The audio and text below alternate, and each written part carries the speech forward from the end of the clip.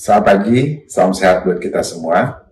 Public Expose Live 2022 atau PUBEK telah memasuki hari keempat. Terima kasih kepada seluruh Board of Director dan peserta PUBEK. Pada hari ini, hari keempat, terdapat 13 perusahaan tercatat yang sudah siap memaparkan finansial dan operational performance, termasuk rencana perseroan pada masa mendatang.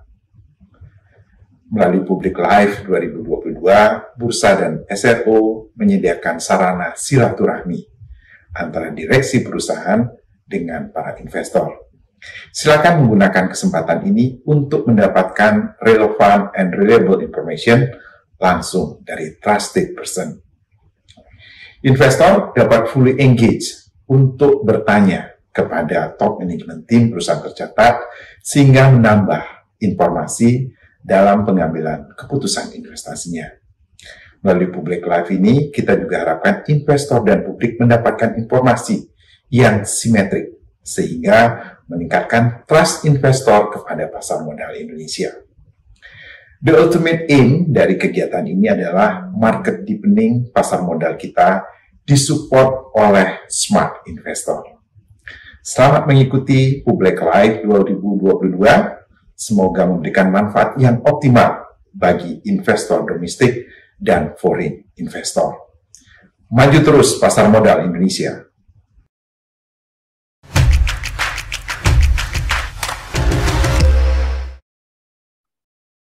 Assalamualaikum warahmatullahi wabarakatuh. Selamat siang, Bapak dan Ibu. Salam sejahtera untuk kita semua.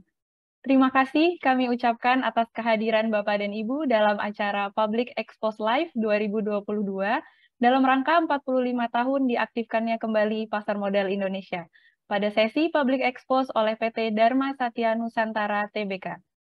Sebagai informasi, PT Dharma Satya Nusantara Tbk telah tercatat di bursa sejak tanggal 14 Juni 2013 dengan kode perdagangan DSNG. Perseroan bergerak di bidang industri pengolahan kelapa sawit, industri pengolahan kayu, perkebunan, dan hutan tanaman industri melalui perseroan dan entitas anak.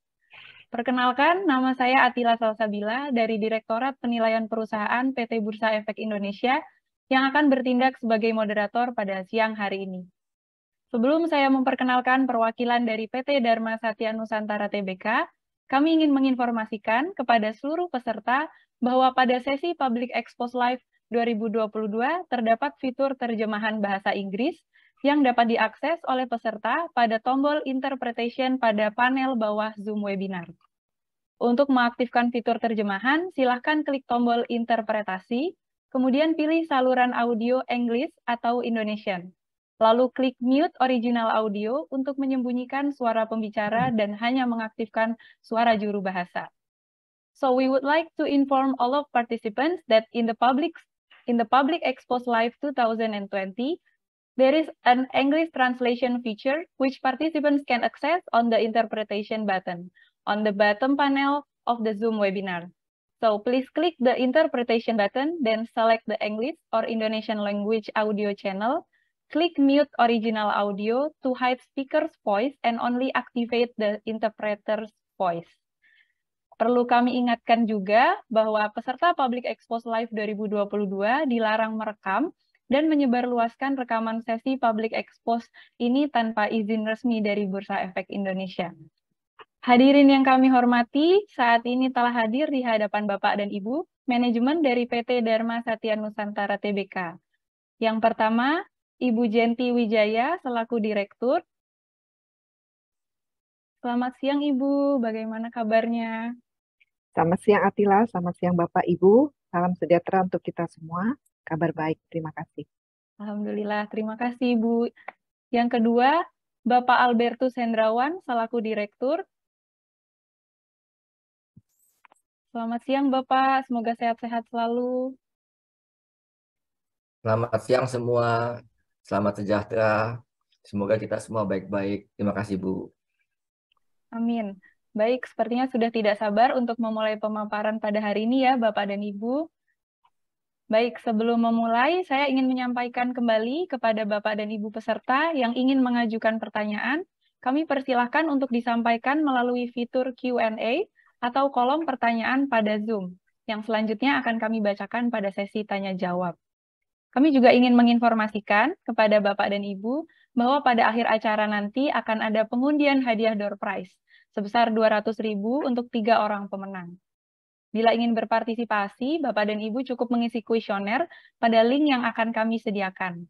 Link untuk kuesioner tersebut dapat Bapak dan Ibu temukan pada running text yang akan tayang di layar Bapak dan Ibu. Baik, untuk mempersingkat waktu, saya persilahkan kepada manajemen PT Dharma Satya Nusantara Tbk untuk memberikan paparan. Kepada manajemen PT Dharma Satya Nusantara, kami persilahkan. Terima kasih Bu Atila. Selamat siang Bapak dan Ibu, para investor dan calon investor.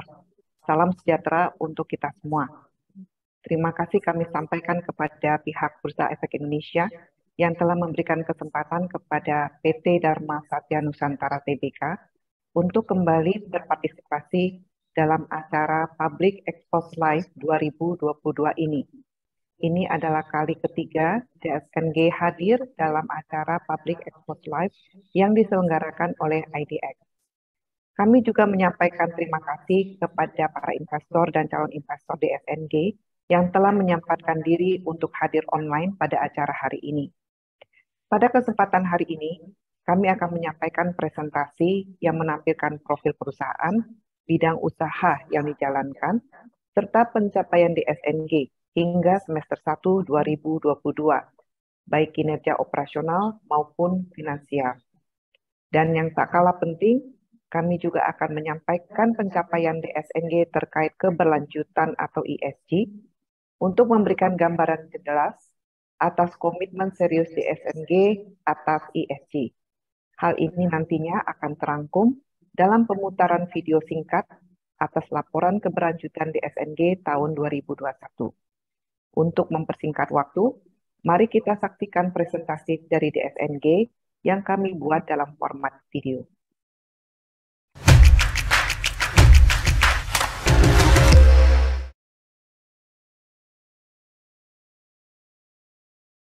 PT Dharma Satya Nusantara Tbk, atau DSN Group, adalah produsen minyak sawit dan produk kayu yang berdiri pada tahun 1980.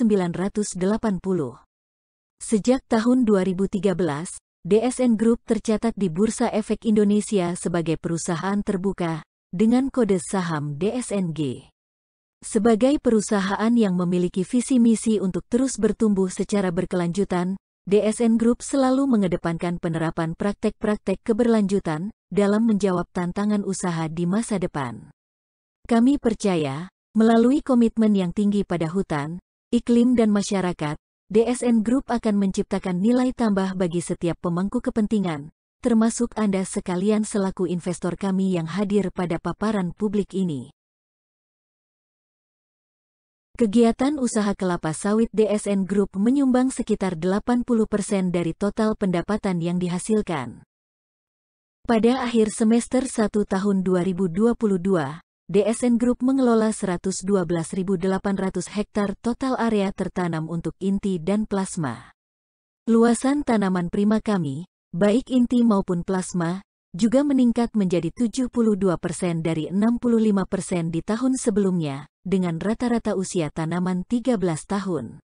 Namun demikian, rata-rata yield tandan buah segar atau TBS masih berada pada kurva tren naik, sehingga masih menjanjikan pertumbuhan produksi TBS di masa depan.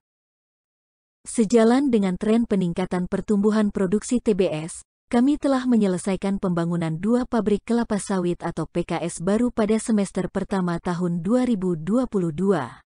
Dengan demikian saat ini kami mengoperasikan 12 PKS dengan total kapasitas 675 ton TBS per jam. Selain itu, kami juga dalam proses menambah kapasitas tangki penyimpanan CPO sebesar 36.000 ton menjadi 126.000 ton, di mana 50% dari kapasitas tambahan tersebut akan rampung pada akhir 2022.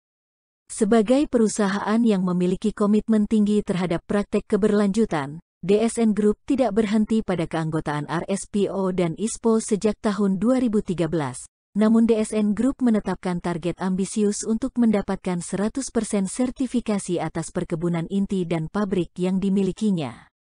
Hingga akhir 2021, 6 pabrik CPO, 1 pabrik PKO, dan 6 area perkebunan telah tersertifikasi RSPO, sedangkan 8 pabrik CPO dan 4 area perkebunan mendapatkan sertifikasi ISPO.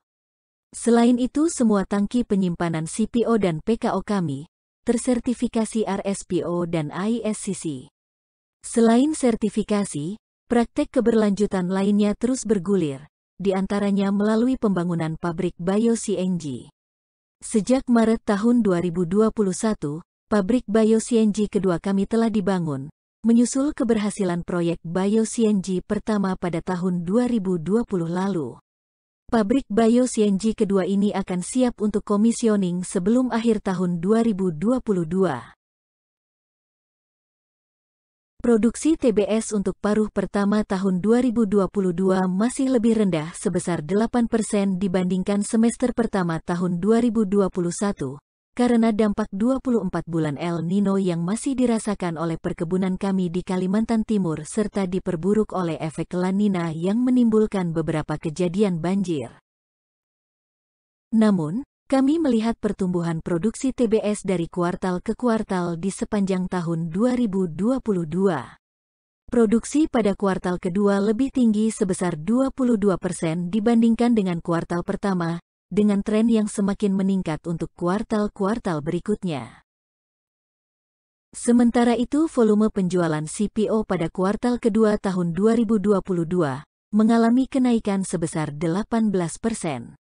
Namun demikian, persentase kenaikan volume penjualan CPO ini hanya separuh dari kenaikan volume produksi CPO sebesar 32%, akibat dinamika pasar sepanjang semester pertama 2022, dengan diberlakukannya beberapa regulasi, seperti Domestic Market Obligation atau DMO, dan larangan sementara ekspor CPO. DSN Group mencatat peningkatan saldo persediaan sebesar Rp1,3 triliun per tanggal 30 Juni tahun 2022, hampir 2 kali lipat saldo per tanggal 31 Desember tahun 2021, sebagai dampak dari regulasi tersebut. Bagi DSN Group, praktek keberlanjutan bukanlah jargon semata, namun telah menjadi landasan dalam semua aspek bidang usaha, guna menjawab tantangan usaha di masa depan. Dengan mengacu pada standar internasional, perjalanan keberlanjutan dan pencapaian DSN Group disampaikan secara transparan dan diverifikasi oleh pihak independen. Berikut kami persembahkan gambaran perjalanan keberlanjutan DSN Group melalui video singkat laporan keberlanjutan tahun 2021.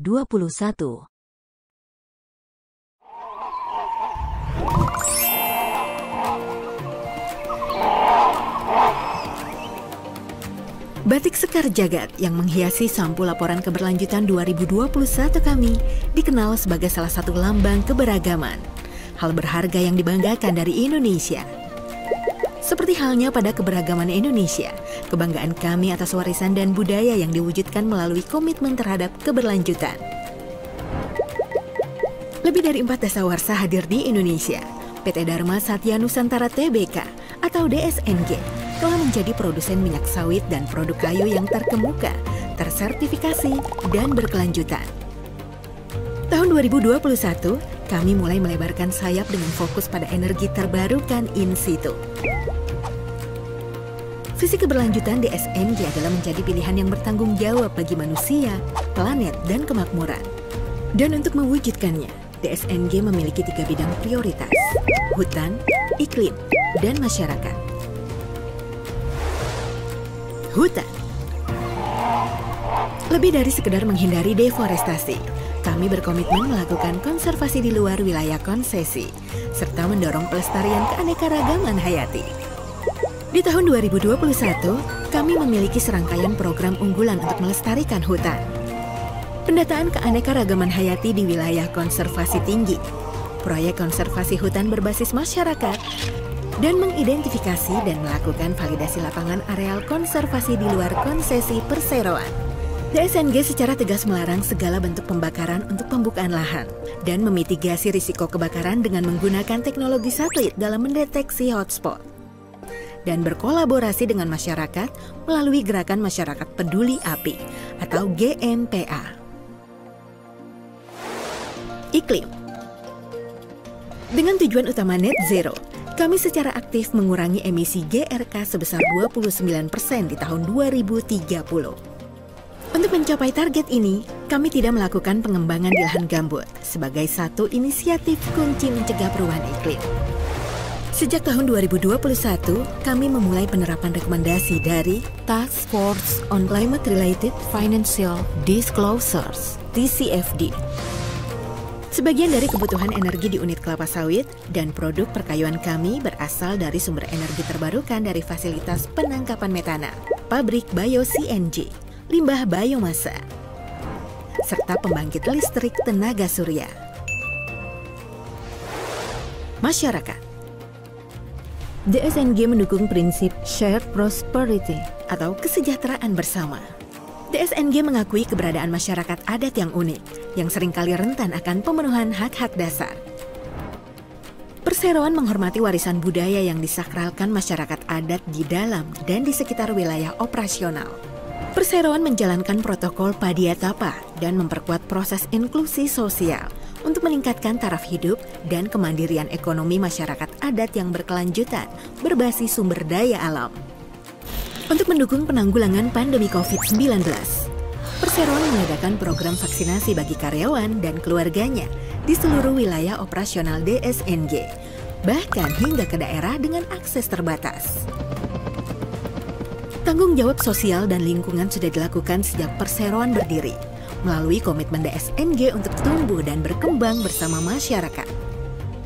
Berbagai program kemitraan dan kegiatan untuk memberdayakan masyarakat dalam bidang ekonomi, pendidikan, sosial budaya, lingkungan adalah serangkaian program-program yang telah kami salurkan.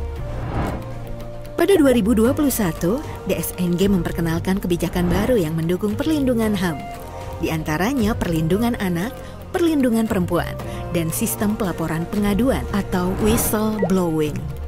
DSNG senantiasa menyediakan saluran pengaduan bagi masyarakat maupun pemangku kepentingan lain melalui website Perseroan dan fungsi terkait di masing-masing wilayah operasional. Pada tahun 2021, kami memperoleh prestasi membanggakan dengan masuk ke dalam 2 lagi indeks keberlanjutan ke hati di Bursa Efek Indonesia, BEI. Tonggak keberlanjutan kami lainnya adalah pencapaian peringkat 7 secara global dalam Sustainability Policy Transparency Toolkit, SPOTT, oleh Zoological Society of London. DSNG menargetkan kepatuhan penuh dan ketertelusuran 100% dalam rantai pasok sesuai dengan kebijakan NDPE kami pada akhir tahun 2025. Kami mendukung dan mendampingi pemasok minyak sawit untuk patuh pada praktik keberlanjutan, terutama petani kecil yang memiliki sumber daya terbatas. Dalam upaya perlindungan hak masyarakat atas tanah leluhur, kami selalu berdasar pada penghormatan atas hak-hak masyarakat. Kami memahami bahwa hak dan keamanan tenurial sangat erat dengan ketahanan pangan dan penghidupan mereka. Kami terus menguatkan upaya memantau dan melindungi habitat utama di konsesi kami.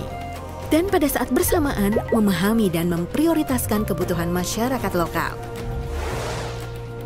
Menutup tahun 2021 dan menatap 2022, DSNG menargetkan pencapaian keberlanjutan, yaitu peningkatan penggunaan energi sumber daya terbarukan, implementasi penuh program pengawasan dan konservasi hutan, persiapan dan pelaporan risiko iklim, serta melanjutkan program vaksinasi COVID-19. Kunjungi situs DSN Group untuk informasi lebih lanjut mengenai kinerja keberlanjutan dan mengunduh laporan keberlanjutan kami. Semua inisiatif dan kolaborasi ini demi memastikan generasi di masa depan dapat menikmati sumber daya yang sama dengan yang kita nikmati sekarang di masa depan.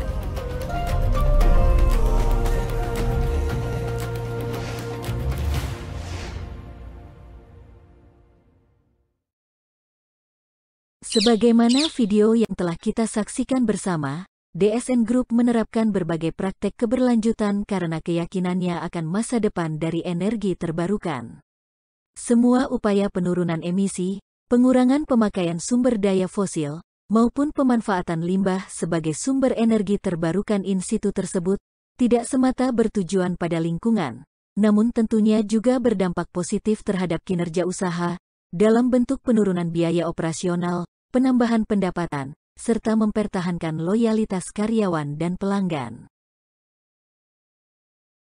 Fasilitas bio-CNG dan penangkapan gas metan pertama telah beroperasi sejak tahun 2021 lalu, di mana DSN Group merupakan pionir dalam memanfaatkan limbah cair pomei hasil pengolahan sawit menjadi energi listrik dan bio-CNG. Fasilitas bio-CNG pertama ini mampu menghasilkan 1,2 MW listrik dan 280 meter kubik per jam gas bio-CNG. Outputnya dapat menggantikan konsumsi hingga 1,87 juta liter solar setiap tahunnya sehingga menurunkan biaya produksi. Selain itu, pabrik bio-CNG ini juga bermanfaat bagi lingkungan dengan mengurangi hingga 50.000 metrik ton CO2 setiap tahunnya, yang setara dengan menanam lebih dari 800.000 pohon dan menghilangkan lebih dari 10.000 mobil dari jalan, atau mendaur ulang 17.000 ton sampah. Sementara fasilitas bio-CNG kedua yang saat ini sedang dirampungkan berkapasitas 2 kali lebih besar dan mampu menghasilkan 1,7 MW listrik dan 570 meter kubik per jam gas bio-CNG. Output pabrik kedua ini direncanakan sebagai bahan bakar pengganti solar untuk unit-unit truk pengangkutan TBS dan CPO, menunggu proses uji coba yang sedang berlangsung. Lebih lanjut, DSN Group juga memanfaatkan limbah padat cangkang kelapa sawit dan menjualnya sebagai biomasa untuk produsen listrik independen Jepang. Bagi sebagian perusahaan sawit, cangkang umumnya digunakan sebagai bahan bakar boiler. Namun bagi DSN Group, cangkang tersebut memiliki nilai tambah karena merupakan limbah dari produk yang tersertifikasi RSPO dan ISPO, sehingga perseroan dapat menjualnya sebagai biomasa yang tersertifikasi. Memanfaatkan peluang tersebut, DSN Group mendirikan PT Dharma Sumber Energi, sebuah perusahaan patungan dengan IREX Singapore Pte Limited, untuk memasok cangkang selama 15 tahun kepada produsen listrik IREX Jepang. Pengapalan ekspor perdana sebanyak 10.500 ton cangkang kelapa sawit ke Jepang dilakukan pada tanggal 28 Juni tahun 2022. Selanjutnya, perseroan memanfaatkan tandan buah kosong yang diolah terlebih dahulu menjadi biomasa atau pelet pada pabrik IFB untuk menggantikan cangkang sebagai bahan baku boiler pabrik. Upaya ini sekaligus mengubah praktik lama yang memanfaatkan tandan buah kosong sebagai pupuk, yang berpotensi mencemari lingkungan melalui gas metan yang dihasilkan. Pabrik IFB ini diperkirakan mulai beroperasi pada akhir tahun 2022. Selain itu, DSN Group juga menjajaki peluang baru untuk mengubah batang kelapa sawit menjadi biomasa, atau dikenal dengan OPT pellet. Hal ini sejalan dengan program peremajaan yang akan semakin masif di industri kelapa sawit di masa mendatang. Dengan demikian, perseroan berpeluang mendapatkan tambahan pendapatan sekaligus menerapkan proses peremajaan yang ramah lingkungan.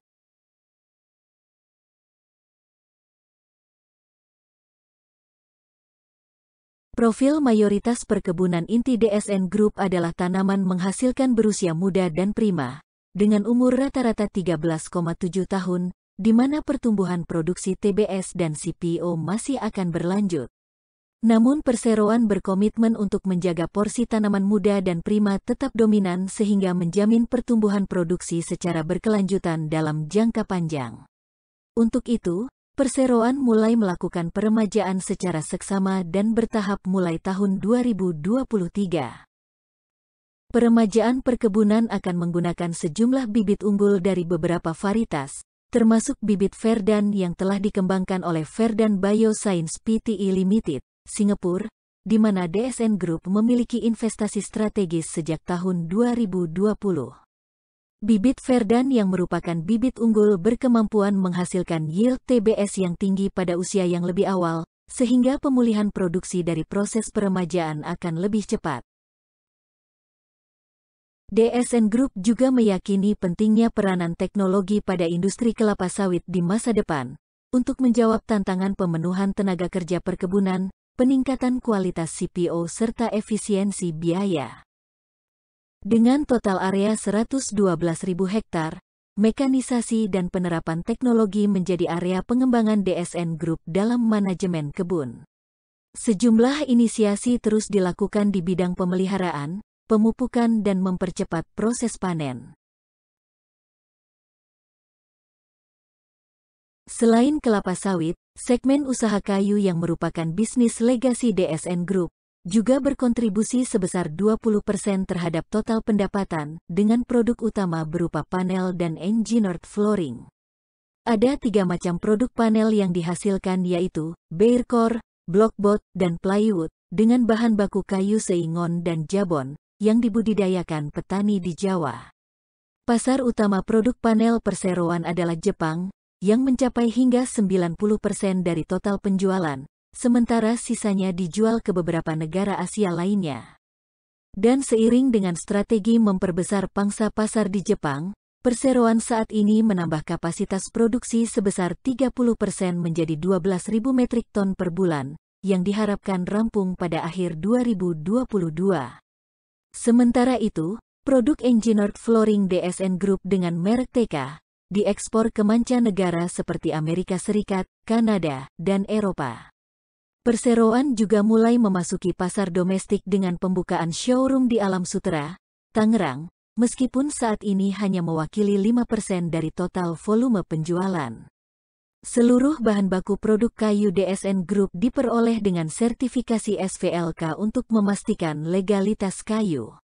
Sementara produk kayu DSN Group juga memiliki sertifikasi hijau seperti CARB Compliant dan FSC untuk Amerika Serikat dan Kanada, PEFC untuk Eropa, JAS untuk Jepang, dan CE untuk Australia dan Selandia Baru. Sertifikasi hijau tersebut memastikan produk kayu DSN Group diterima oleh negara tujuan ekspor. Komitmen DSN Group terhadap keberlanjutan juga diterapkan pada segmen produk kayu. Perseroan menginstalasi 16.000 meter persegi solar panel pada fasilitas pabrik flooring yang mampu menghasilkan listrik hingga 1,2 megawatt pada saat puncak. Solar panel merupakan salah satu bentuk nyata komitmen kami pada energi terbarukan. Dari sisi operasional, kinerja segmen produk kayu tetap kuat selama paruh pertama tahun 2022. Volume penjualan panel kayu dan engineered flooring tumbuh sebesar 7% dan 22% year-on-year meskipun volume penjualan pada kuartal kedua sedikit menurun karena dinamika pasar saat ini. Selain itu, kenaikan harga jual rata-rata masing-masing sebesar 24% dan 9% juga turut mendorong kinerja segmen ini.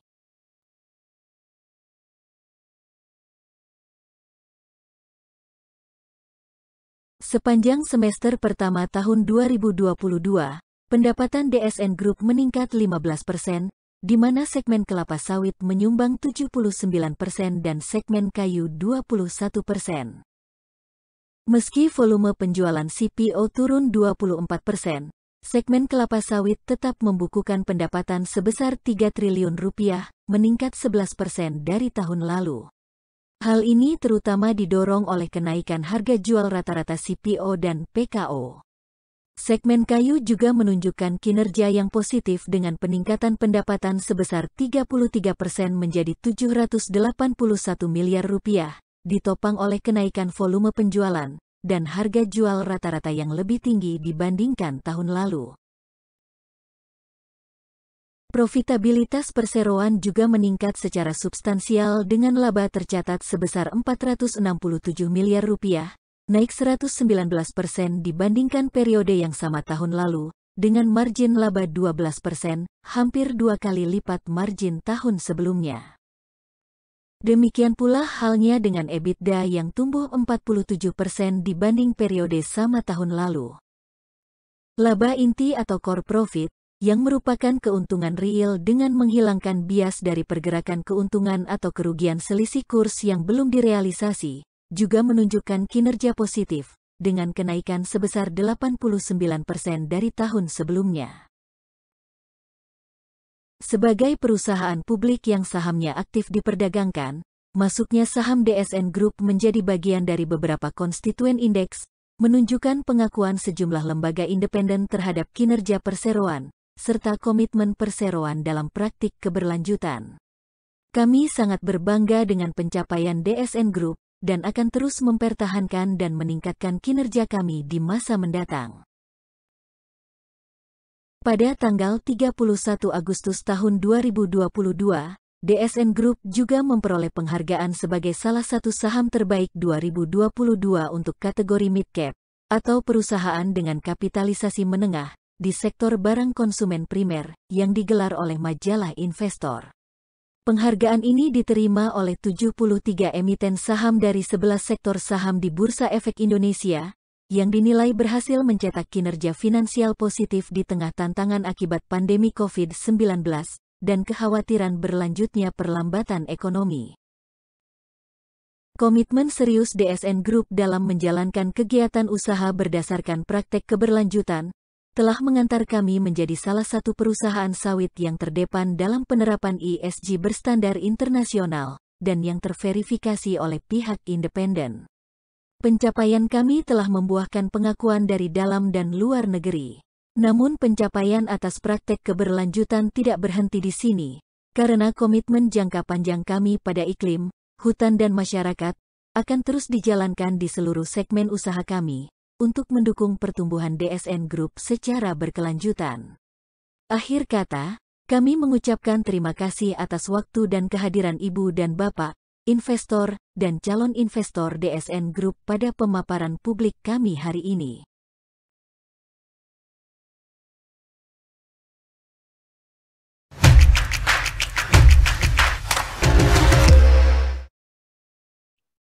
Baik, telah selesai kami saksikan bersama video pemaparan dari PT Dharma Satya Nusantara Tbk.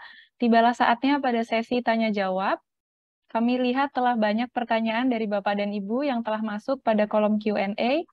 Maka akan kami bacakan satu persatu untuk dapat langsung dijawab oleh Bapak dan Ibu dari manajemen PT Dharma Satya Nusantara. Baik, pertanyaan pertama dari Bapak Hardianto. Pertanyaannya, berapa target produksi TBS dan CPO DSNG untuk tahun 2023? Baik, saya persilahkan kepada Ibu Jenti dan Bapak Albertus untuk menjawab pertanyaan tersebut. Baik, Attila. Terkait pertanyaan Pak Hardianto untuk target produksi TBS, saya minta Presiden Pak Albertus untuk menjawab. Silakan Pak Albert. Terima kasih Bu Jenti. Terima kasih Bu Jenti. Terima kasih Bu Attila. Untuk pertanyaan dari Pak Hardianto, sementara kami sedang menghitung untuk target TBS maupun CPO untuk tahun 2023. Tapi sebagai gambaran yang kami bisa sampaikan bahwasannya di semester kedua tahun 2022 ini, prospek kenaikan setelah kami hitung itu akan cukup baik, di mana akan mewakili sekitar 60% terhadap total daripada outlook 2022. Sedangkan untuk total daripada 2022, bila kami mencapai hal tersebut, maka akan memperbaiki kinerja kita 10% di atas tahun 2021. Hal ini yang disebabkan karena dengan berakhirnya impact daripada 24 bulan efek El Nino, sehingga kinerja daripada perusahaan kami dalam arti perkebunan, terutama di wilayah Kalimantan Timur yang sebelumnya berimpak cukup besar terhadap dampak daripada El Nino, itu berangsur-angsur pulih kembali seperti standar yang kita harapkan. Oleh karena itu, dengan meningkatnya produksi di semester kedua ini, kinerja daripada perusahaan kami tentunya akan diharapkan meningkat pula. Demikian yang kami dapat sampaikan. Semoga bisa menjawab Pak Hardianto. Saya kembalikan kepada Ibu. Baik, terima kasih atas tanggapan yang diberikan Bapak Albertus. Semoga menjawab ya Bapak Hardianto. Kemudian kami lanjutkan ke pertanyaan kedua dari Bapak Yusuf. Pertanyaannya, apa perbedaan ESG DSNG dengan emiten sawit lainnya? Waktu dan tempat kami persilahkan Ibu Jenti dan Bapak Albertus. Baik, Bu Atila. Terima kasih untuk Bapak Yusuf atas pertanyaannya. Ini pertanyaan terkait ESG. Jadi ESG ini memang merupakan trending topik sejak 2-3 tahun terakhir ini. Kita lihat semua sektor bisnis dan juga pemerintah berlomba-lomba melakukan inisiatif yang terkait dengan ESG. Untuk sektor kelapa sawit, sebenarnya ESG ini sudah digaungkan sejak lama, sejak tahun 2004, ketika RSPO itu terbentuk. Kemudian ISPO juga terbentuk di 2009, jadi jauh sebelum tren terkait ESG ini menjadi topik hangat saat ini. Nah, kedua lembaga RSPO dan ISPO ini memberikan pedoman tentang bagaimana praktek keberlanjutan itu harus dilaksanakan di industri kelapa sawit.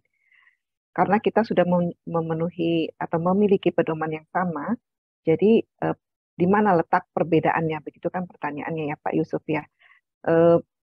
Perbedaan yang paling jelas dan mendasar adalah pada verifikasi dari pihak independen atas klaim pencapaian ESG yang dilakukan oleh DSNG.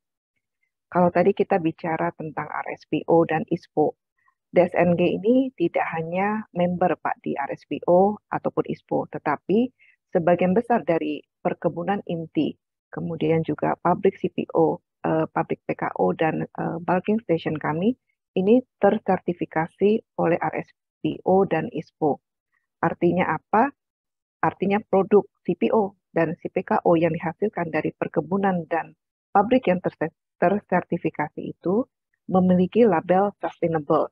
Dalam hal ini, tersertifikasi RSPO, baik itu MB, IP, SG, juga ISCC. Mungkin istilah ini banyak bisa kita lihat kembali di websitenya DSNG terkait penjelasan lebih lanjut. Nah, manfaatnya dengan memiliki sertifikasi ini, produk kami akan dapat diterima oleh negara-negara yang sangat strict untuk target sustainability-nya. Selain itu, kami juga mendapat premium atas produk-produk kami yang tersertifikasi. Di sektor kelapa sawit, selain sertifikasi, ESG kami ada terkait juga dengan pabrik bio-CNG yang merupakan pabrik CNG pertama di Indonesia. Kemudian kami juga menjual cangkang atau PKS ekspor ke Jepang sebagai biomasa yang tersertifikasi sustainable. Itu adalah dari sisi kelapa sawit. Di sektor kayu, kami juga memiliki semua produk panel maupun flooring itu tersertifikasi oleh sustainability seperti CARB, FSC, PFSC, JUST, sebagaimana yang tadi kami sampaikan di presentasi tadi. Jadi sangat konsisten DSNG dalam menerapkan ESG di seluruh lini bisnis. Selain sertifikasi, kami juga memiliki sejumlah komitmen terhadap N-Green. Siapa itu N-Green? N-Green adalah Global Impact Fund. Jadi lembaga pemberi dana Green Fund itu kepada perusahaan-perusahaan yang bergerak di sektor agriculture atau forestry. Mereka akan memberikan Green Fund kepada perusahaan yang mereka nilai mempunyai capability dan komitmen serius untuk menjalankan praktek sustainability. Dana kontributor mereka itu dari pemerintah Norwegia, Inggris, Belanda, kemudian juga ada UN dan Unilever. Di tahun 2020, sekitar bulan April, DSNG menerima Green Fund sebagai perusahaan sawit pertama di dunia yang mendapatkan Green Fund dari Impact Fund sejenis. Nah, atas Green Fund tersebut, kami memiliki return dan komitmen untuk mencapai sejumlah target-target ESG. Atas target tersebut, N-Green akan melakukan audit setiap tahun dan hasil audit tersebut kita publish secara umum dan dapat diakses baik di website kami maupun di website N-Green. Jadi sangat transparan. Dan yang terakhir, menurut saya ini juga sangat krusial, DSNG memiliki target ambisius terkait net zero carbon. Tadi juga sudah disampaikan di presentasi kami, ada milestone di tahun 2030 kami akan mengurangi gas rumah kaca sebesar 29%, di mana target ini sejalan dengan target milestone yang ditetapkan oleh pemerintah Indonesia dalam Climate Change Conference of Parties atau COP26 di Glasgow, Inggris, November 2021 yang lalu. Saya kira demikian tanggapan saya terhadap pertanyaan Pak Yusuf. Semoga menjawab Pak Yusuf. Saya kembalikan ke Bu Atila. Baik. Baik, terima kasih Bu Jenti atas penjelasannya yang sangat detail. Semoga Bapak Yusuf bisa menyerap semuanya ya Pak. Untuk sertifikasinya juga bisa dicek kembali ke website DSNG. Baik, kita lanjutkan ke pertanyaan ketiga dari Bapak Edi. Pertanyaannya, apakah kebun DSNG sudah melakukan aktivitas replanting? Dan jika sudah, seperti apa program yang dijalankan? Baik, saya kembalikan kembali ke Ibu Jenti dan Bapak Albertus. Terima kasih Pak untuk pertanyaannya. Saya persilakan Pak Albert untuk membantu menjawab pertanyaan terkait replanting. Terima kasih Bu Atila. Terima kasih Pak Edi atas pertanyaannya tentang replanting. Seperti kami sampaikan pada presentasi sebelumnya, bahwasannya DSNG itu sangat berkomitmen untuk menjaga performance dan kelangsungan usahanya. Oleh karena itu, salah satu yang menjamin bahwasannya hasil yang akan terbaik tentunya berasal daripada kebun sawit, yaitu profil daripada umur tanaman beserta yield-nya yang di masa depan. Oleh karena itu, di tahun 2023 ini, kami sudah mulai melakukan program replanting dalam skala kecil, kurang lebih 500-an hektar. Kenapa kecil? Karena kita mesti belajar dulu dari awal, supaya di tahun-tahun berikutnya pada saat kita lakukan replanting, itu kita sudah bisa mengantisipasi, terutama kendala-kendala ataupun hal-hal yang membuat replanting itu gagal, seperti Ganoderma ataupun serangan orites. Di lain sisi, kita juga menyiapkan bibit yang tentunya akan lebih baik dibandingkan yang sebelumnya, yaitu bibit Verdant yang menghasilkan yield yang lebih tinggi dalam waktu yang lebih singkat. Sehingga dengan harapan itu kita akan dapat mengembalikan tingkat produksi TBS DSNG menjadi lebih baik. Oke, itu yang kami bisa sampaikan. Terima kasih Pak Edi. Kami kembali kepada Bu Atila. Terima kasih atas penjelasannya Pak Albertus. Maka akan dilanjutkan ke pertanyaan keempat. Pertanyaan keempat dari Bapak Erwin Atmajaya. Pertanyaannya, mengapa ASP CPO dari DSNG lebih rendah dari peers-nya? Apakah kualitas CPO DSNG lebih rendah dari peers-nya? Baik, Atila, saya coba jawab pertanyaan dari Pak Erwin. Begini Pak Erwin, pricing dari produk CPO DSNG itu melalui kesepakatan dengan buyer, di mana rata-rata harga kontrak yang di deal itu adalah rata-rata 14 hari ke belakang. Jadi misalnya untuk saya pricing hari ini, rata-rata kontrak harga kami adalah 14 hari ke belakang. Karena kami sudah mempunyai kontrak jangka panjang dengan buyer, tapi terkait volume. Nah, pada kondisi di mana situasi harga CPO ini sangat berfluktuatif, seperti yang terjadi sejak tahun 2021 ini, katakan kami pricing di bulan Juli, ketika harga 11.000, kemudian ketika kami deliver di 2 minggu atau sebulan kemudian, harga bergerak naik di Agustus menjadi 12.000. Kalau Bapak bandingkan, seolah-olah terjadi gap atas spot. Jadi memang akan kesulitan membandingkan harga kontrak kami dibandingkan spot pasar. Jadi intinya sih sebenarnya bukan karena kualitas ya tadi pertanyaannya kualitas CPO yang lebih rendah daripada peer, tetapi ini lebih karena pertama adalah lagging waktu. Itu secara umum. dan ini akan dipertajam ketika kondisi harga yang berfluktuatif dengan tinggi baik naik atau turun, sehingga membuat kami tidak apple to apple terhadap harga spot. Itu yang pertama. Kemudian kedua, untuk tahun 2021 dan 2022, sebagaimana disampaikan dalam presentasi kami, produksi DSN turun cukup signifikan karena pengaruh El Nino 2019 dan awal 2020 di wilayah Kalimantan Timur yang merupakan area terbesar dari DSN. Itu kalau dilihat di presentasi kami yang sebelum-sebelumnya, Kalimantan Timur ini yang mengalami dampak terburuk atas El Nino tahun 2019 yang lalu, maka penurunannya dibandingkan peers itu yang paling tajam. Nah, karena kami shortage dalam produksi, atas kontrak yang sudah kami buat, itu lagging pemenuhannya yang biasanya mungkin 2 minggu, maksimal 1 bulan, menjadi ada lagging 2 bulan. Jadi kami misalnya untuk bulan Agustus ini terpaksa harus memenuhi kontrak yang kami deal di bulan bulan Mei misalnya, atau bulan Juni. Jadi lagging itu membuat harga ketika kami catat sebagai revenue di buku kami tidak apple to apple terhadap spot harga pasar. Mungkin itu yang dapat saya jelaskan. Semoga menjawab pertanyaan Pak Erwin. Terima kasih. Saya kembalikan ke Bu Atila.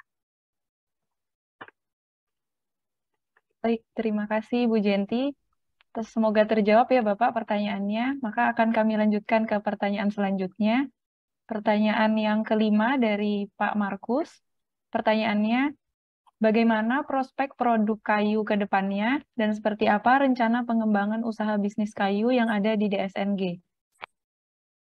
Baik, terima kasih Pak Markus. Saya lanjut jawab untuk segmen produk kayu. Jadi segmen produk kayu kami ini sejak 2020 ini semakin meningkat, semakin tumbuh. Kalau kita lihat pandemi di 2021-2022 ini berpengaruh buruklah terhadap sebagian besar bisnis.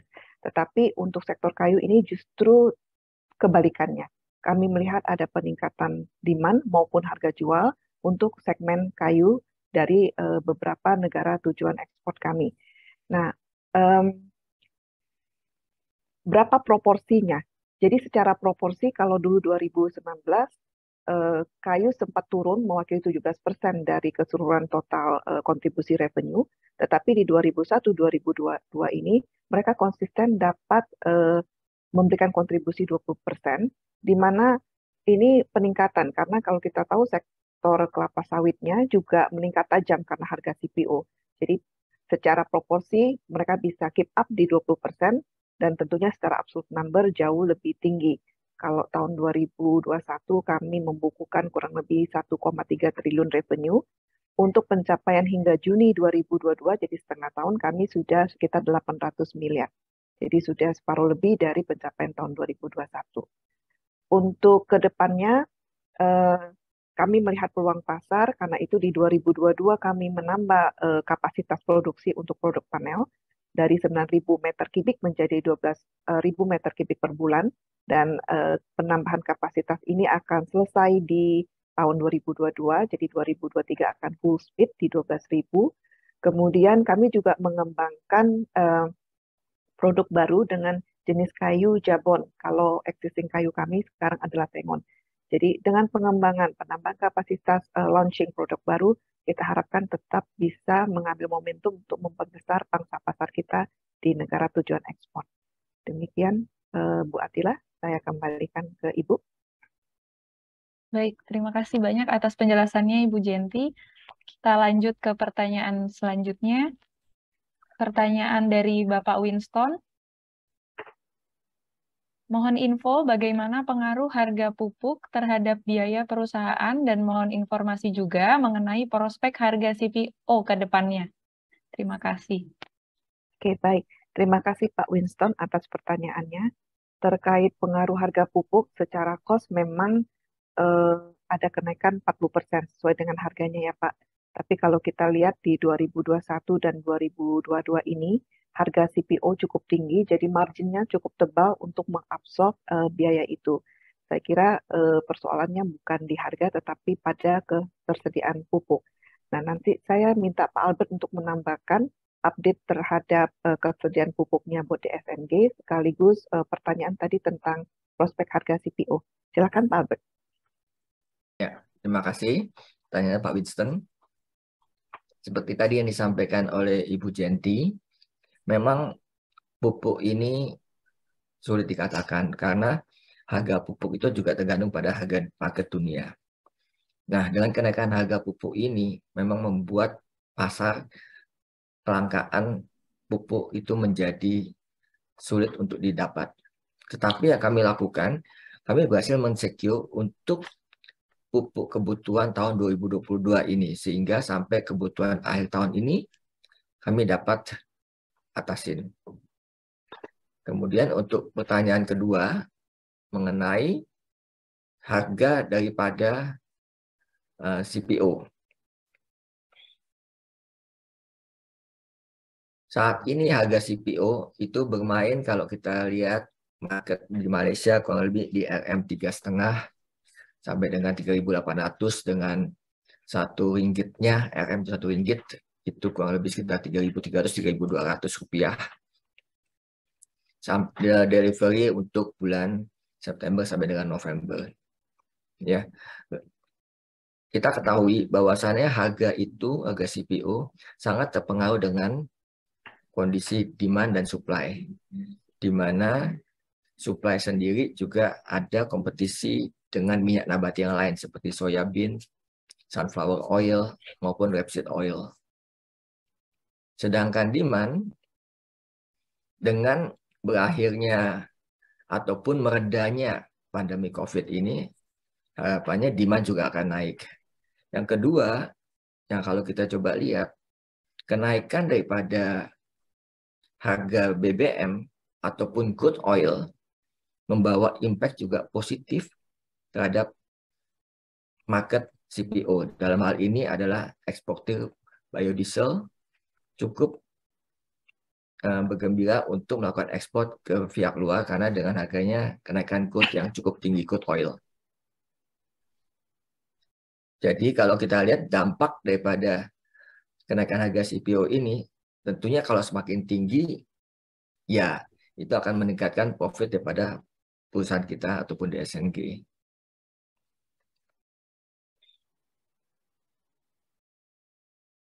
Kita sih pada prinsipnya cukup happy dan semoga untuk di akhir tahun ini ataupun sampai ke depan harga ini cukup stabil, bermain di RM3,5 sampai dengan 4.000,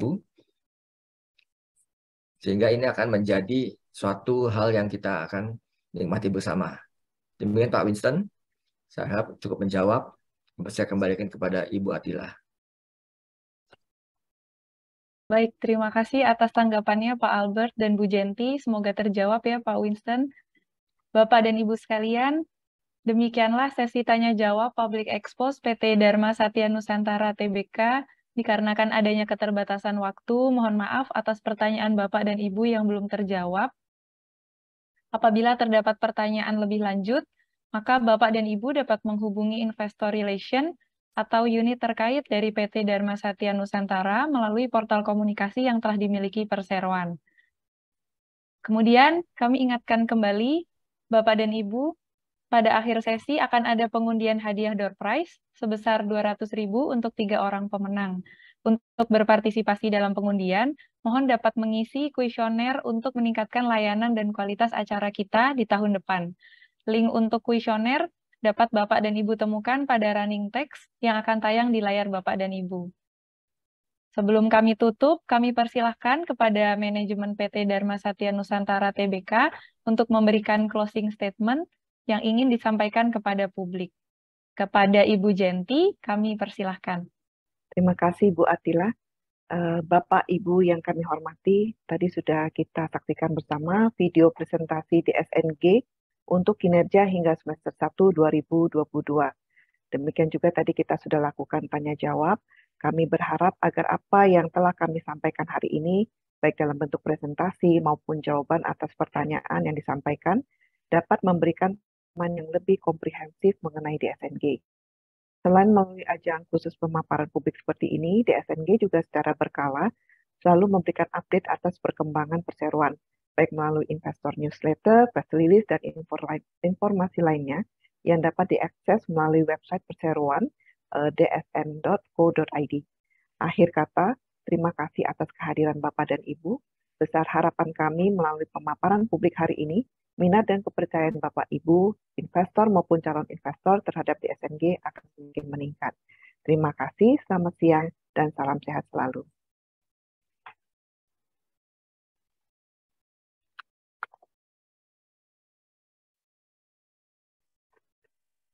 Hadirin yang kami hormati, usai sudah paparan publik yang disampaikan oleh PT Dharma Satya Nusantara Tbk, mari kita beri aplaus untuk para penyaji dari PT Dharma Satya Nusantara.